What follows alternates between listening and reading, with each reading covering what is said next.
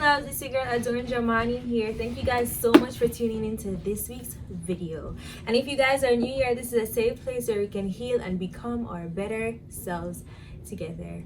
I don't know if you guys notice,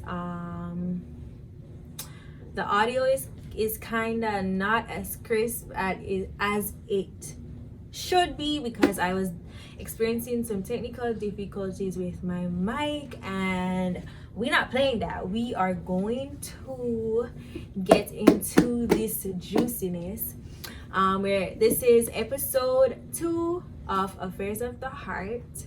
Yeah, and this week's episode is titled Sadness. If you guys are interested in this video, continue watching.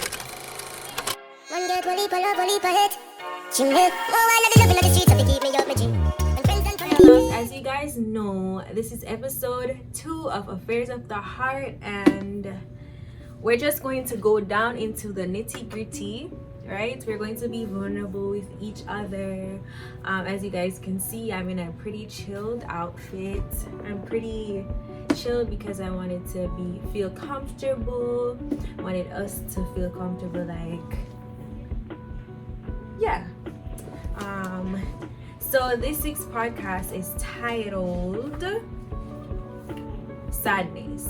As you guys heard in the previous video, last week's video, I told you guys that we're targeting every emotion, and we're going to start off with sadness. What is sadness?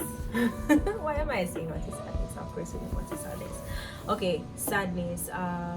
Sadness, as we all know, it's an emotion that come up, like we feel comes up in our hearts when something happens that we don't expect to happen, or when we get disappointed and all of that.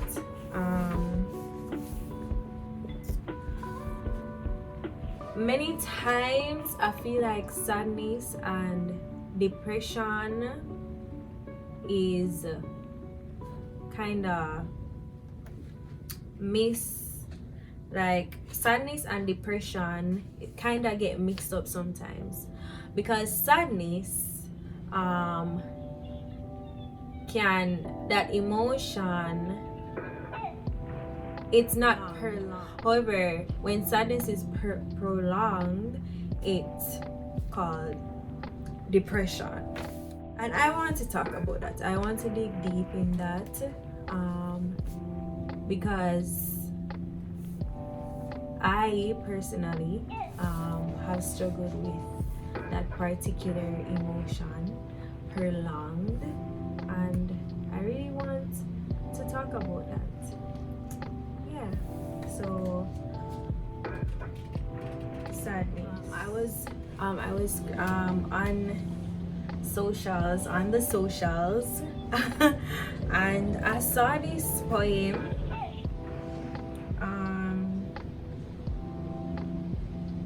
and I want to read it. I don't know who it's by, but I am going to try to figure out who wrote it, and I'm going to put it down into the description box. This is the poem, right? It says, when the emptiness hits, there is nowhere to run or hide. It consumes me, it breaks me, and leaves me broken. Let me just read that one more time. When the emptiness hits, there is nowhere to run or hide. It consumes me, it breaks me, and leaves me broken. That's just like, it's so relatable for me. Like I said in the previous video, all of my podcasts, it's based on something that I've experienced and overcame, or I'm far, or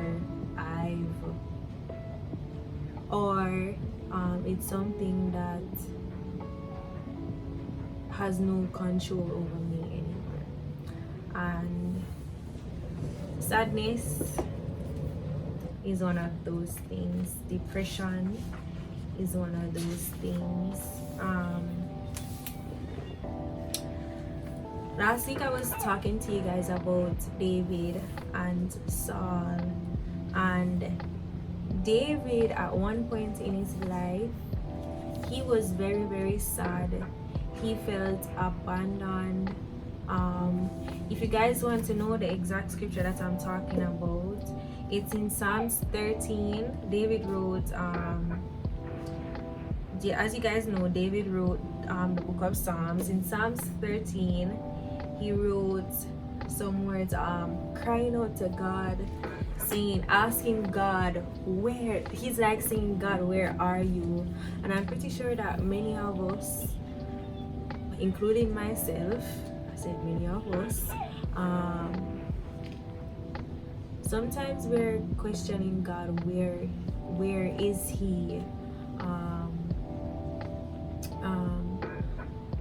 Because I feel like sadness, depression, it blinds us. It really blinds us. And David, he was blinded by his situation. He was blinded by sadness. He was blinded by this feeling of abandonedness. And if anyone is watching this right now, I want you guys to know that there is hope, right?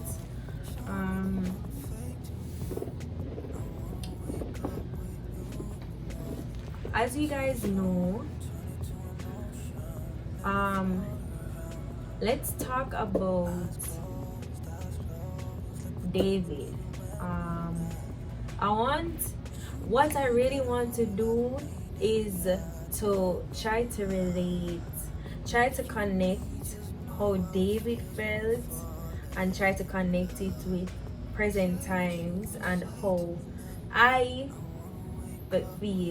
felt, and how you, whoever is watching that is feeling this way, we're going to try to connect David's situation with our situation. Because honestly, when I was in prolonged sadness, aka depression, like reading David's story,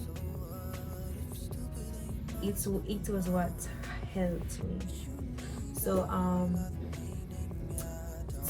David, we all know the story of David killing the lion, killing the bear, and then going on to cutting off Goliath's head, going on to killing Goliath. We all know the story about David and Goliath. But let me give you a little bibliography of David. So basically, David is the smallest, the youngest child of his father. I think his father's name was Jesse. Samuel, who was a prophet, he got a word from God, right? To anoint someone else for king. Because Saul was king, but Saul was not doing what he was supposed to do. So Samuel got the word from God to anoint one of Jesse's sons. When Jesse bringing picnic them come, when Jesse brought his sons, he did not bring David. David was home, taking care of the sheep, whatever. And so when Samuel went to Jesse to find someone to anoint, he knew, he could feel it within him that someone was missing, which was David. He asked Jesse if he has any other sons, and that's how Jesse had brought David, and he anointed David. I think that I'm going to go out on a leap and say that David must have felt some type of way about that. And I feel like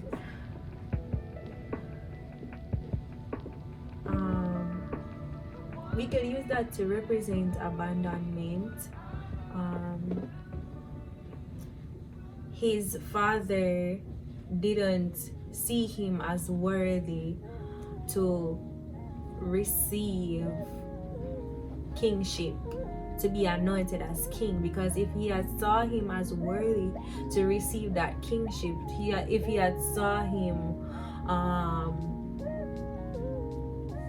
worthy, he would have brought him also, but he didn't. I feel like that opened a door of abandonment.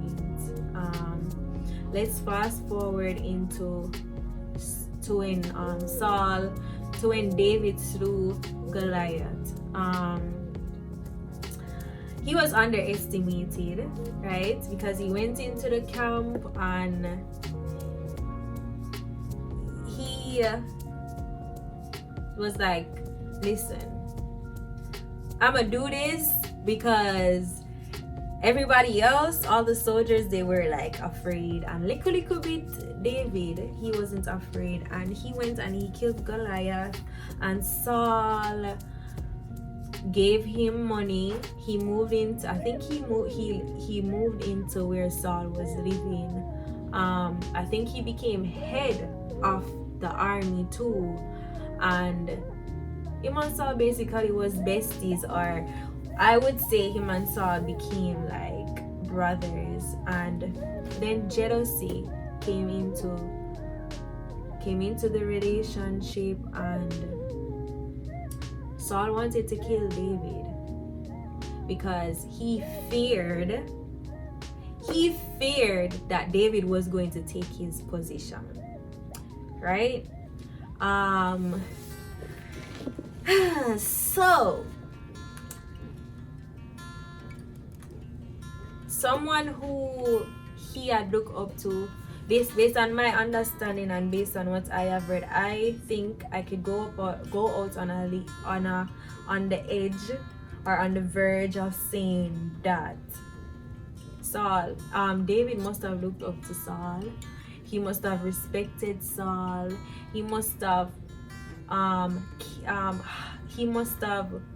viewed Saul like as someone whom he loved, because come on, he moved into his house, he gave him his daughter, like he must have loved or felt like he was safe with Saul. But then Saul wanted to kill him. Abandonment.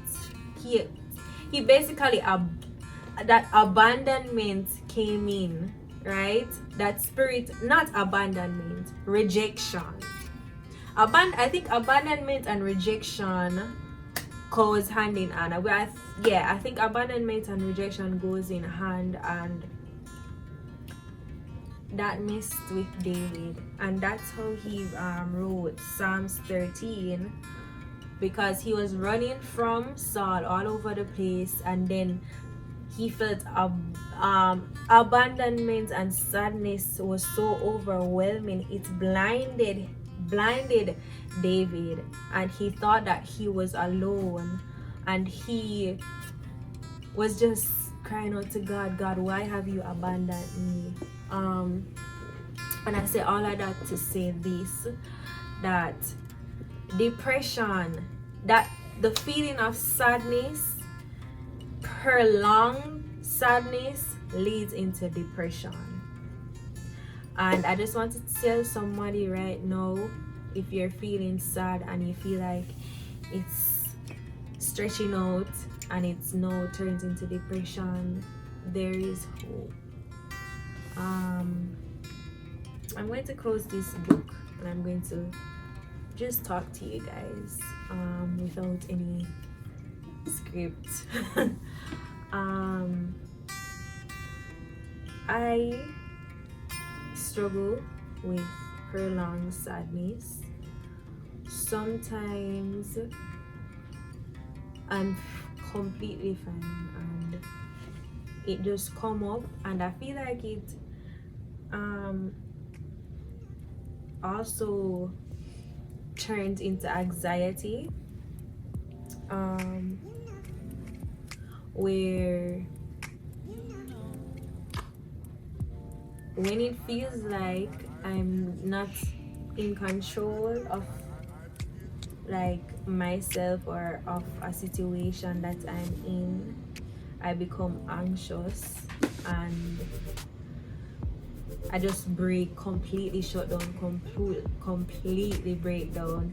And you know the funny thing, how I know I'm supposed to be right here in this chair in front of this phone talking, because before I recorded this video, before, like prior to me sitting here right now, prior to this video, before I start recording this video, I literally had an anxiety attack, because I came and first, as you can see, the camera, the lighting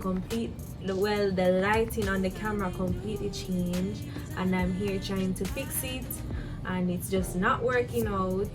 And then I'm like, okay, I'm going to let the camera be. I'm just going to record this video without even caring about how the quality looks or whatever. Then I move on to my laptop, which this is what I use to record my audio and everything, and it's acting crazy. As you can see, it's acting bizarre. Nothing wasn't working, and I literally broke down, started crying, because sometimes some things happen, sometimes some things may happen, come up in our lives, and it feels like nothing is working out. It feels like you're alone, because it's like nobody understands.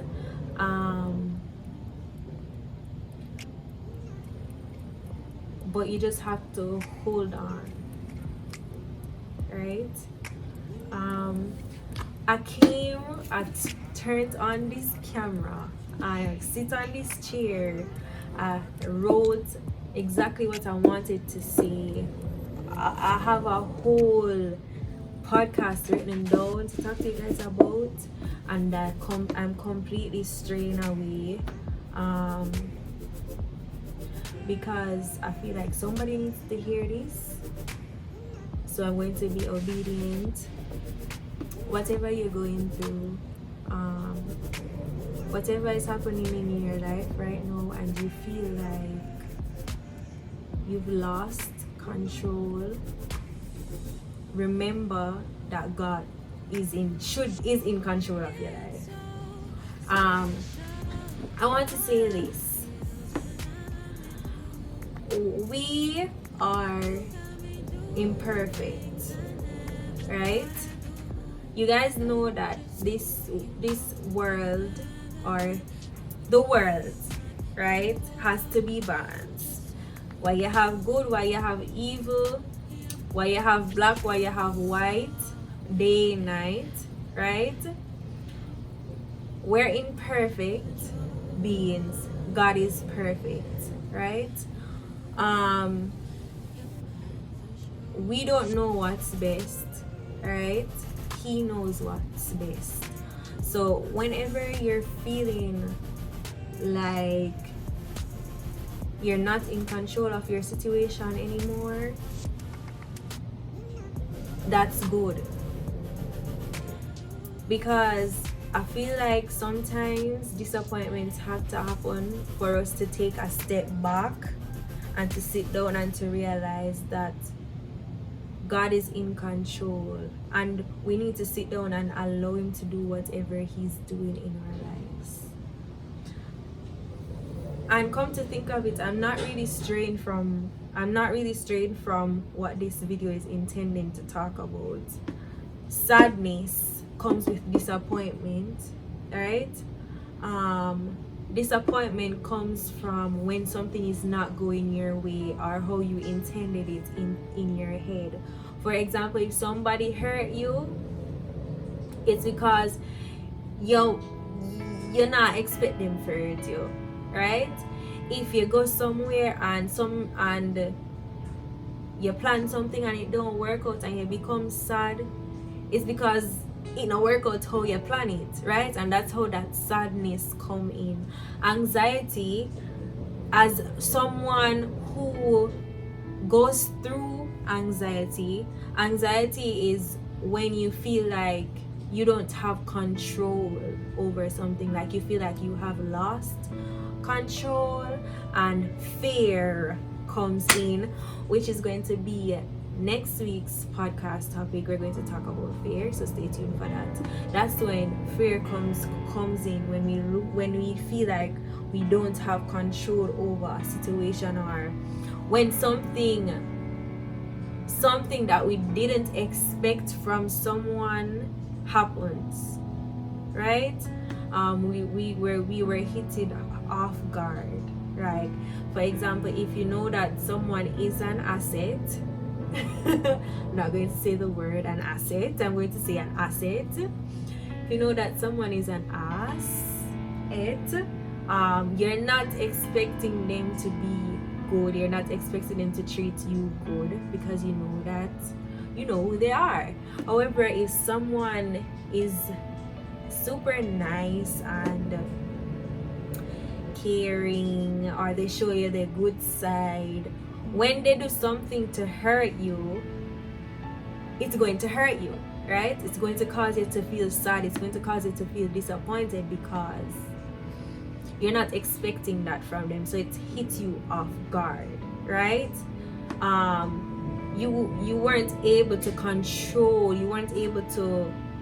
the situation, because if you know that person was going to hurt you, you would have put up a guard to block that hurt. You would have expected it, right? And I think I've found the formula for sadness. I think I've found the antidote. Giving all control to God. Putting everything in God's hands. I know it's hard to do, but I'm going to give you guys a task. Whenever you feel like you've lost control, whenever something doesn't go your way and you feel like Mrs. Sadness or Mr. Anger or Professor Depression is stepping in, just take a few steps back and take some few breaths in and out and say, God, let your will be done. God,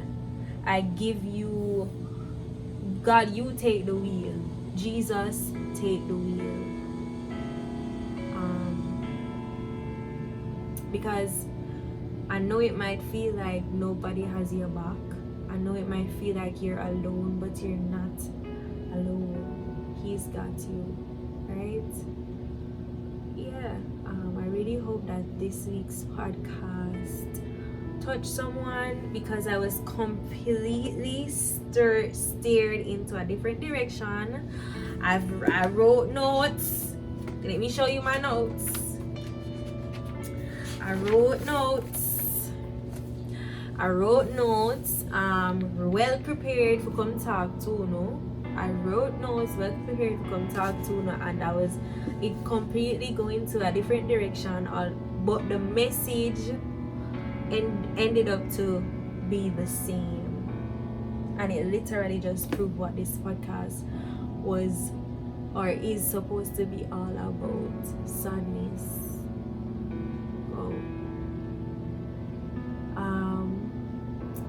Yeah, thank you guys so much for tuning into this week's video. Even though it was not what I intended to come on here and talk about, I know that it has touched somebody's heart, and I know that it's opened your eyes into a different perspective. I know that it was not done in vain, because our plans might not be God's plan, and God's plan is the best plan. Thank you guys so much for tuning in. Don't forget to like, comment, share, and subscribe, and tune in to next week's video. We're going to talk about fear. Yeah. Bye. One girl, one leap, love, one leap ahead. Oh, I love the streets, keep me up, my